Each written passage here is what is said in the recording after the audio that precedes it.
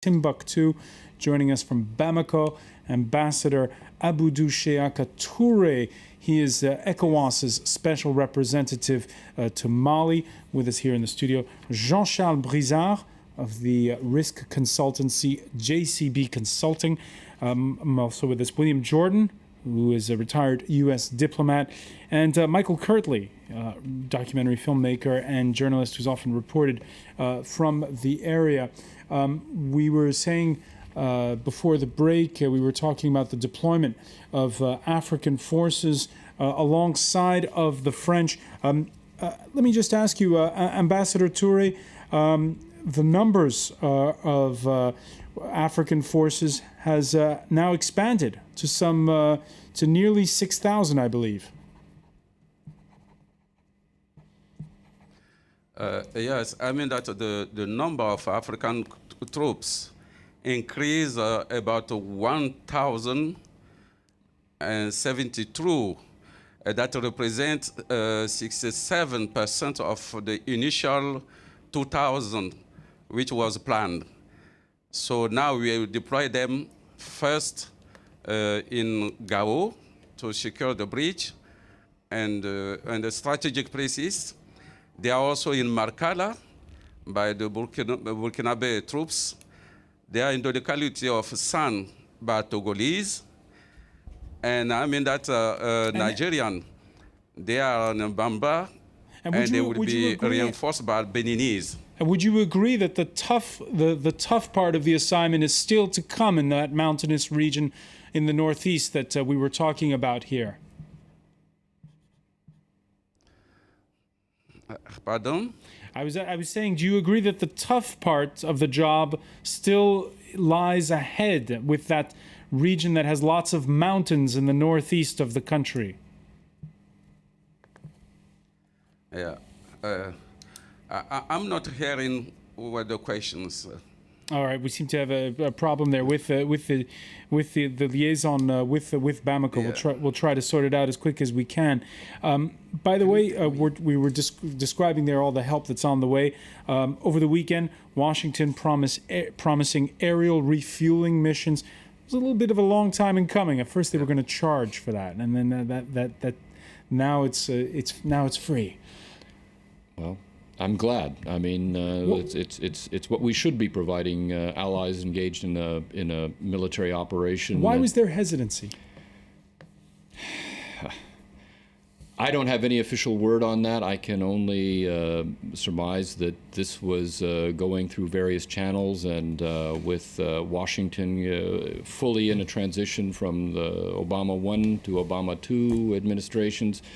As well as severe winter storms in the D.C. area. It just might have been hard to get all of the paperwork and everything else done. I mean, I put it down to a lot of bureaucracy and a lot of initial reactions based on budget realities. There's no good or acceptable answer in my view. Jean-Charles Brizard, what conclusions do you draw from? Well, what strikes me here is not the delays themselves to, for example, mount this African operation. We knew that it would take weeks, or if not months, and that's the case today. What strikes me is the limited and late support, political support to that intervention from European countries primarily, because they're acting as if this war was our war, meaning if the threat was especially uniquely on France, which is not the case over the past years. Germans, Italians, Spanish, Swedish have been kidnapped as French and killed. Britons have been killed. Americans have been killed in Algeria by Al-Qaeda and Islamic Maghreb. Canadians also were taken hostage. So what strikes me is the limited support to this war, which is essentially a counter-terrorism effort from the part of France. So what should they be doing concretely? We know the British are providing logistics, but what those other countries that you mentioned? Participate more actively. For example, the United States have a lot of intelligence capabilities in the region, drones that we don't have, and other things, but apart from simply refueling our planes. I don't know the details. I imagine a lot of these resources are shifting. I mean, we've obviously done what we needed to do, snapping to provide the logistical support, and the newspapers are full of reports that intelligence support is now much more forthcoming, and that there are American intelligence drones flying over the area to enhance whatever intelligence support we can provide.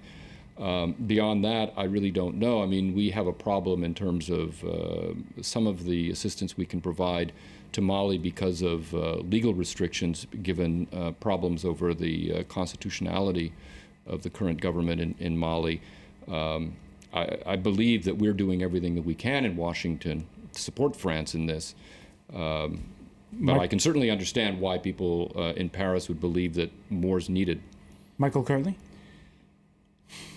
You know, as far as the perception that this is a French engagement, it's obviously the French started very quickly. You know, it was sort of perhaps a little surprise to the outside world. But I think going back to what you were saying earlier, there might be a question as to what really is the tough part here, because you talked about the tough part of resolving this problem. Is it really a military question that's the tough part, or is it a political question that's the tough part? Because if you look at it one way, you've got the terrorists out in the desert now. You can probably carry on a strategy of containment and destruction over time there if you want to. But really, the real question is putting Mali back together like Humpty Dumpty. You know, you've got a state that's fallen apart, that because it was falling apart and because it was corrupt even before the the uprising in the north. The real question is, you've got a triumvirate of problems. The triumvirate of problems relates to corruption that's perceived very widely inside Mali, poverty and extreme difficulty due to the drought and due to the warfare in the north. And also the third problem is the legitimate questions that rise from how the people of the north are going to be treated as an outcome of this entire situation. And so the real question to me is not just a question of whether we go attack the Islamists in the north. The real question is, who is responsible for putting this country back together? Who is responsible for putting it back together? Ambassador Touré, do you get the sense that ECOWAS and the forces that are there are going to be in Mali for a long, long time?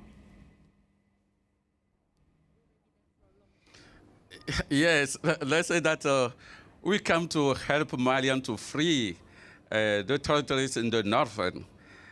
I can say that we will be there as necessary it is, but our expectation is that in 6 months, if it is possible for us to free the territories there, I can say that yes, for the first phase to liberate the territories and to help the government to organize elections. And now I mean that there is another phase for development which will take a long time. And in the status of ECOWAS, you know, prevention of crisis is the first place. The management of a crisis also, and how to help to build, to reconstruct the country is another phase, which is very important. So that for the management of the crisis and the conflicts, if it can be very short, that is our expectation. And we are sure that maybe that will take, let's say, between 3 and 6 months. And after then, we can mobilize all the resources for the development. And for the development, I mean that it is, we can say it is 1 year or 2 years or 3 years, but we will help them as long as it is possible for them to achieve development goals. Michael Kirtley, does that timetable seem realistic? Well, let's look at it this way. We're going into the hottest season right now in that part of the world. We're going to the rainy season, which makes things very difficult at different, to logistically.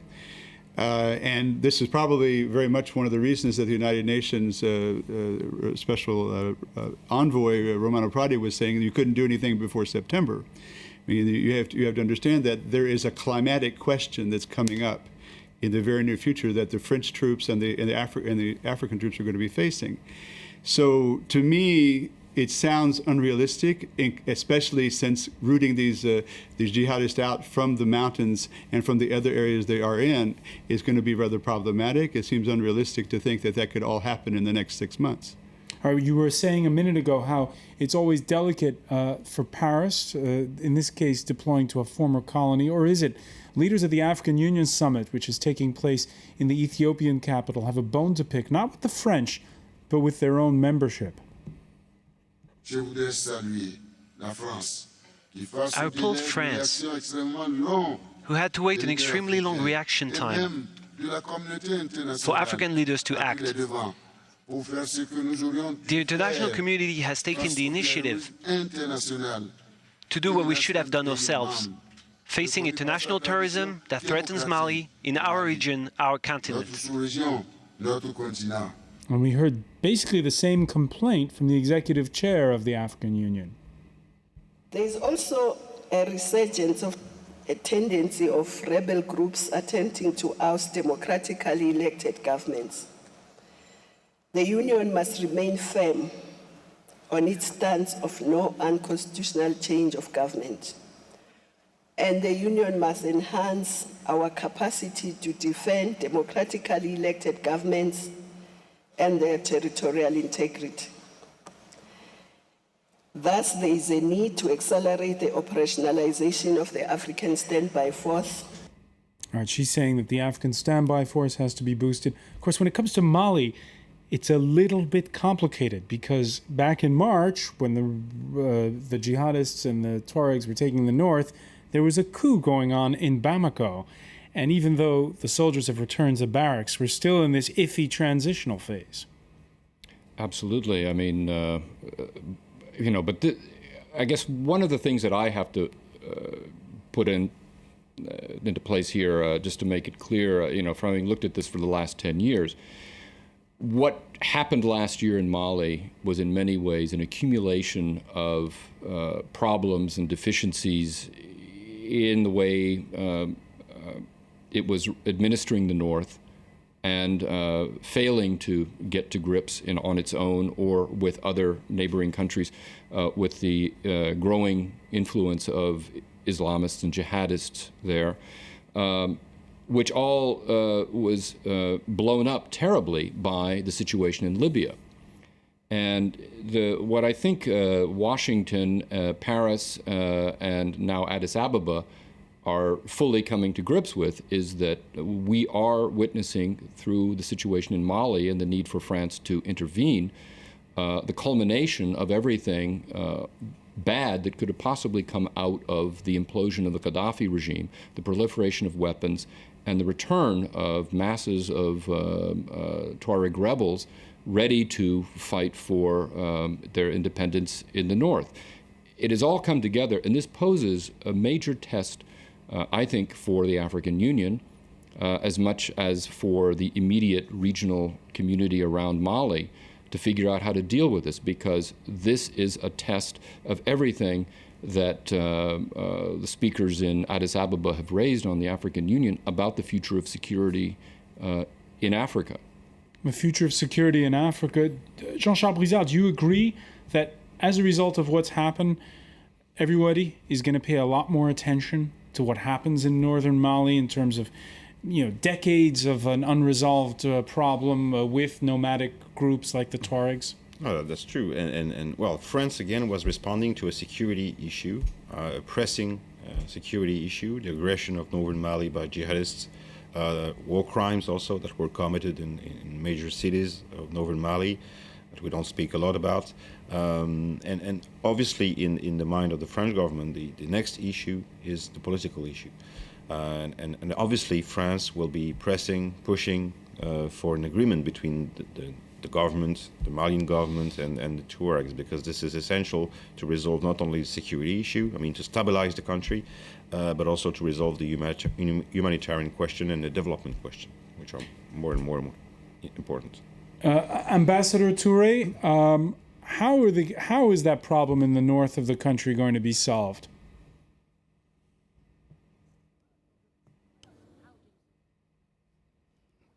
The problem in North. You know, in the North, as you know, the crisis is based on the rebellions. And these rebellions comes time to time because they are not well managed until now. Now, we would like to take this opportunity to see if it is possible to change the manner how Mali is managing the rebellions, because there is a problem of development. It is not only political issue. And I mean that when you have development problems, which is merged with narco traffic, with terrorism, so it is so complex. So let's say that what we are saying is that how, for the first time, to help the government to try to liberate the cities and get an election be organized. Now to face for a long time the fight against terrorism, that will be the task of a legitimate government which will be established. So let's say that now we say that we try to free Gao, Tombouctou, and maybe tomorrow Kidal. That is not the end of terrorism. That's not the end of terrorism. That is not the end of narcotics. All right, and it's where we'll leave. It's where so I mean that. Unfortunately, we're going to have to leave it there, Ambassador Touré, because we're out of time. But I want to thank you for joining us from Bamako. I also want to thank William Jordan for being with us, Michael Kirtley, Jean-Charles Brizard. Thank you for joining us here in the France 24 debate.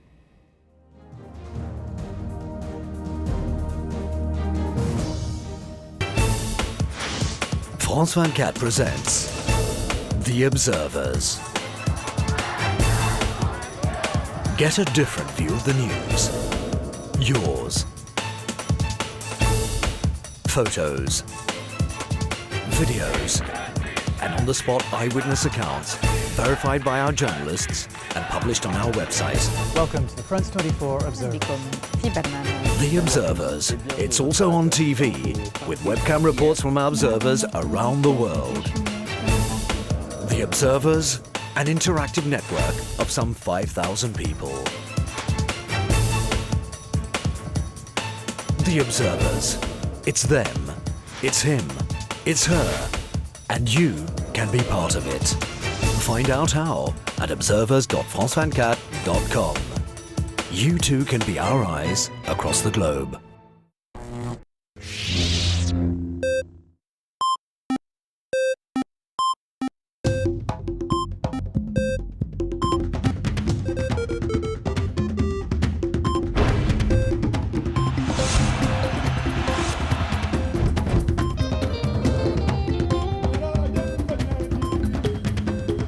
Get into the rhythm of the Africa Cup of Nations. Until February 10th on France 24.